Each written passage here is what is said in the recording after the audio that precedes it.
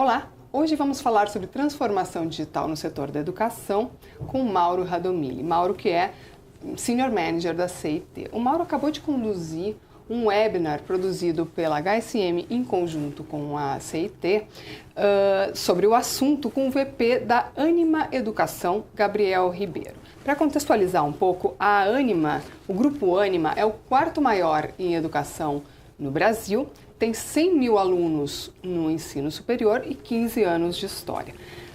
Mauro, a CIT está do lado da Ânima nesse processo da Ânima de transformação digital, né?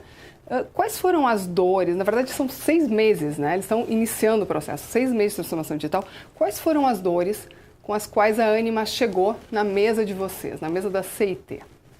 A Ânima chegou com uma clareza do problema e de como resolver esse problema. Ela chegou com um pedido de uma migração tecnológica. Ela tem um RP numa tecnologia bem antiga e ela acreditava que a solução dos problemas dela era uma evolução tecnológica.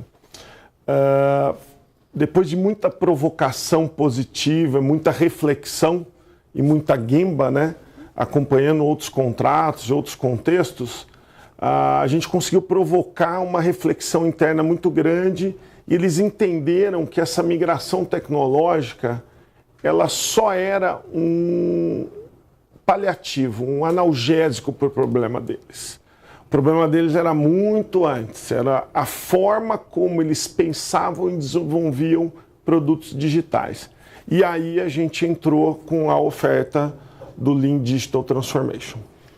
Para falar um pouco sobre Gemba, Gemba é o lugar real onde as coisas acontecem. É um termo usado pelo Lean, né, no japonês, que é a operação mesmo, né, onde as equipes trabalham. Então, a necessidade de ver o que realmente está acontecendo na ponta é esse conceito Gemba, que é tão fundamental, é tão básico no Lean. E, Mauro, quais foram as surpresas, né, que eles tiveram no início? Eles chegam com essa demanda, vocês fazem as provocações. Quais foram as surpresas, assim? O que eles descobriram sobre eles mesmos? A principal, primeiro vem as provocações tradicionais, né? Qual é o prazo, o cronograma, quando que você vai me entregar essa migração, esse produto, e a gente explicando, não tem prazo, não tem cronograma, nós vamos descobrir isso juntos, camp by camp, né? Fase a fase, etapa a etapa. Mas acho que o principal foi quando a gente puxou a perspectiva do aluno para o centro da discussão, eles tiveram um choque. Nós não conhecemos o nosso aluno. A Ânima, através de uma reflexão, acredito eu que é uma das ferramentas mais poderosas do desenvolvimento, né?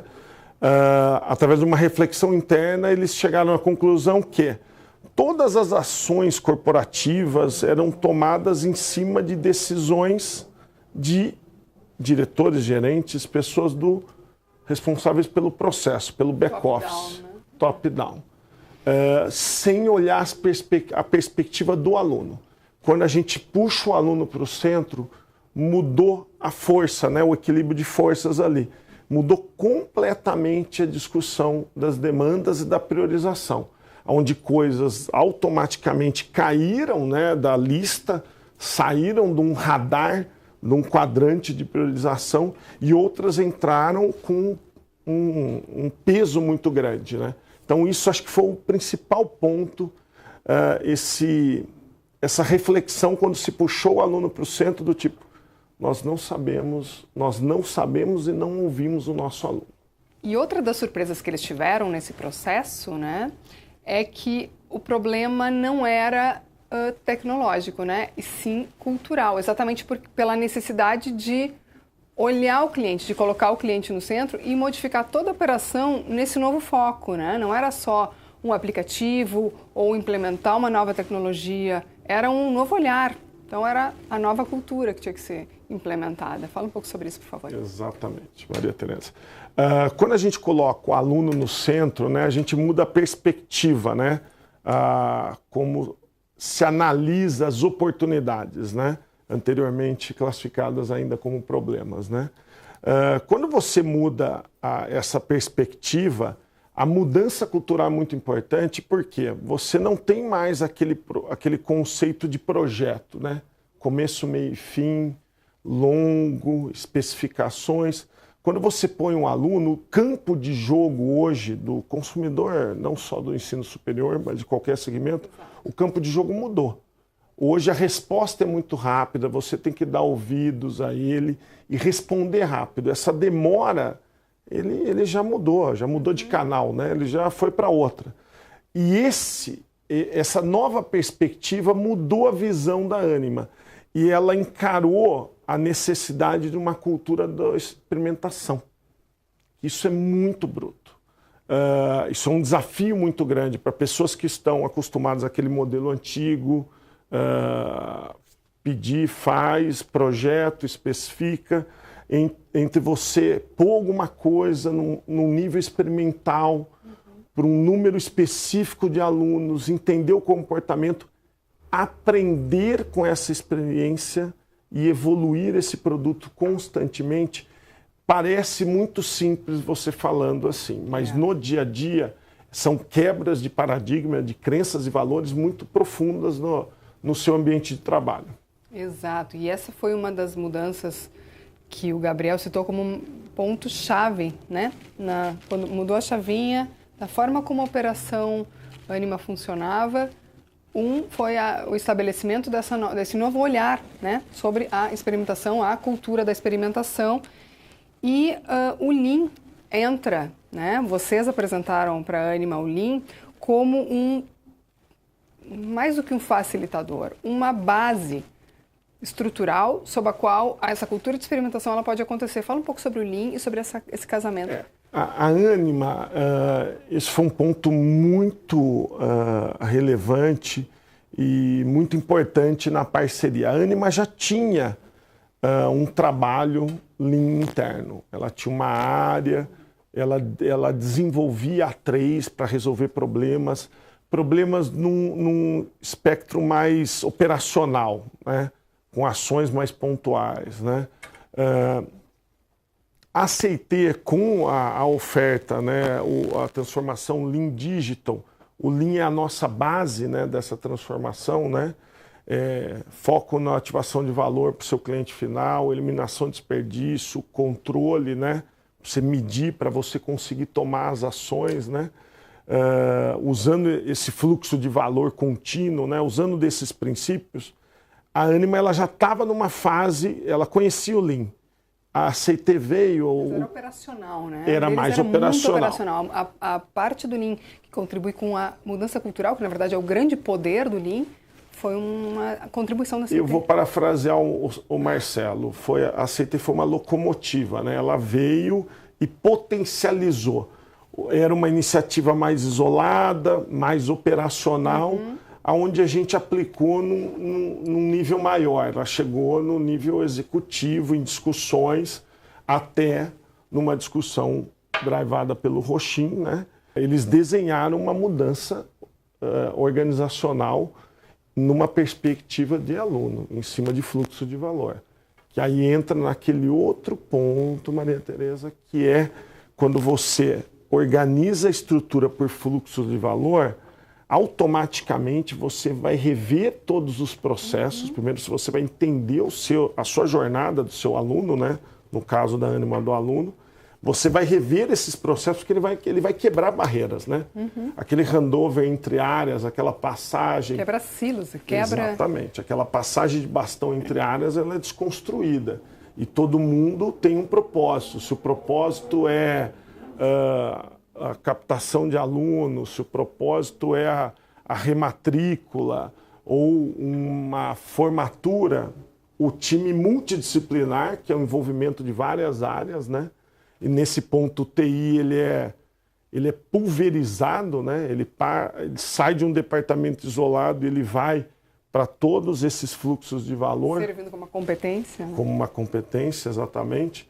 Isso foi uma mudança muito grande, porque isso veio dos executivos da Ânima. Então, é muito nessa linha.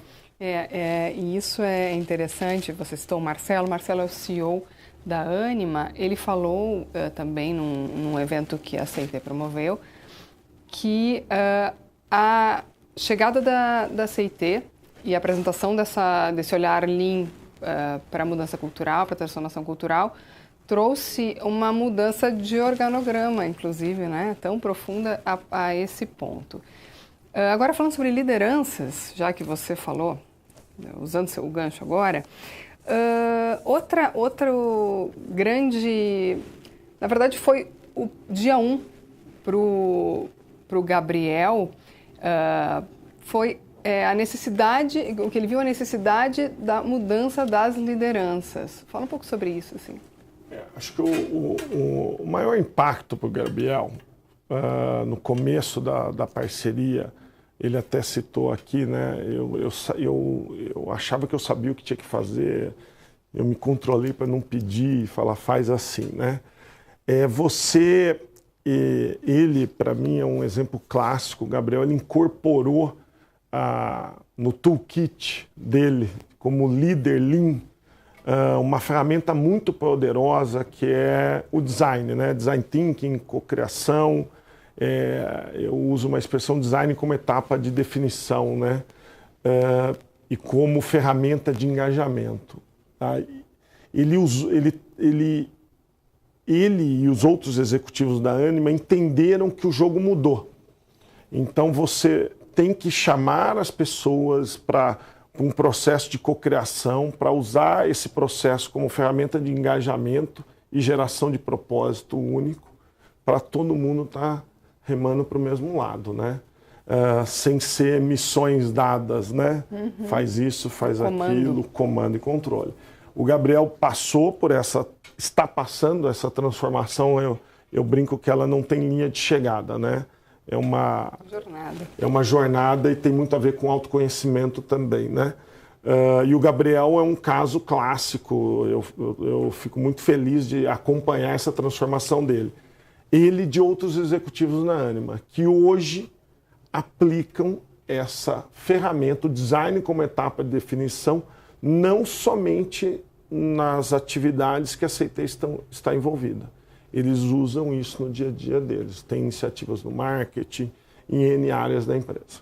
Realmente assumiram esse Lean Digital Thinking, né? Tipo, todas as ferramentas que a CIT agrega ao Lean nessa transformação, nesse modelo de transformação que a CIT aposta. O Gabriel, inclusive, brincou que agora nas reuniões eles deixam o crachá do lado de fora, que todos são iguais, né? E isso é uma contribuição interessante do design, porque gera o resultado da inteligência coletiva. Exato. Nos processos. É muito poderosa, muito poderosa. E quais os resultados que você vê, que você percebe na Anima nesses 180 dias assim, de jornada de transformação? Os principais, né? Primeiro, tem que ter impacto de negócio, né? A jornada pode ser muito linda, maravilhosa, transformadora, mas no final, se ela não tiver impacto de negócio, ela vai perder força. Então, o principal impacto de negócio foi a redução em 70% do lead time de um produto digital. Ele tinha um tempo médio, a gente conseguiu fazer em 30% desse tempo. Um produto extremamente disruptivo, com uma base tecnológica que permite uma escala, uma nova etapa tecnológica da Anima, né? A gente fez uma fundação que permite uma escalada e uma agilidade muito grande, usando muito os princípios DevOps, né? Porque a tecnologia como viabilizadora, a gente fala isso muito, né? Você tem que responder rápido, né? Se você identificar, tem que esperar deploy. Isso não existe, né? Essa discussão não pode ser pauta, né? Então a tecnologia, na verdade, viabilizadora. Isso foi muito significativo nesse produto, tá? Onde a gente tinha tempos de resposta de menos de 5 minutos, né? E os principais impactos, KPIs de negócio, foi a redução do lead time do processo da rematrícula em 50%, uma melhoria, um índice muito bom do NPS, satisfação do aluno, né? O Net Promote Score, o Gabriel falou muito aqui, né? E um outro indicador que esse inicialmente a gente não tinha mapeado, só que com os monitoramentos a gente identificou que mais de 80% dos alunos da Ânima passaram pelo processo de rematrícula, resolvendo a sua vida sem nenhuma intervenção da Ânima. O produto, sem suporte. Sem suporte. O produto ele tem um viés muito forte de autosserviço, né? Dele entender o porquê daquela grade, porquê daquela combinação e fazer as movimentações e saber o que ele pode e o que ele não pode fazer. Isso resolveu 80%, a vida de 80% dos alunos. 82%, ficou 18%. Que é onde a gente vai focar agora na evolução do produto. O Gabriel falou que essa era uma grande dor da Ânima. O processo de rematrícula era um processo que gerava insatisfação muito grande dos alunos, enfim. Então, foi uma solução realmente com grande impacto para a Ânima. Para encerrar, para as empresas de educação ou de outros setores, enfim, que estão no começo da transformação, quais são as primeiras dicas? A primeira coisa é que ela tem que começar do nível superior, né? Entre presidente, executivos. A transformação não é algo para se delegar, ela é algo que o executivo tem que conduzir, ele tem que embarcar de cabeça nela. Passando dessa etapa, aí o ponto é você identificar uma oportunidade, né? Provavelmente vocês classificam ainda como um problema, mas uma oportunidade. E dessa oportunidade você montar um fluxo, uma cadeia de valor com autonomia para resolver ela de ponta a ponta. E aí você está fazendo um experimento em cima dessa oportunidade, numa estrutura organizacional. Você não vai quebrar todos os silos de uma vez. Isso é um desafio que eu não recomendo. Escolhe uma oportunidade, faz uma cadeia de valor de ponta a ponta e faz o experimento dela, com ciclos curtos de entrega, uma base usando as metodologias ágeis, né? Entregas curtas, rápidas e um ciclo de experimentação. Um ponto-chave com o seu cliente no centro. Então, obrigada, Mauro, pelos seus conhecimentos compartilhados. Obrigada a você que nos assistiu e acompanha os nossos conteúdos nos canais da CT. Muito obrigada. Obrigado, pessoal.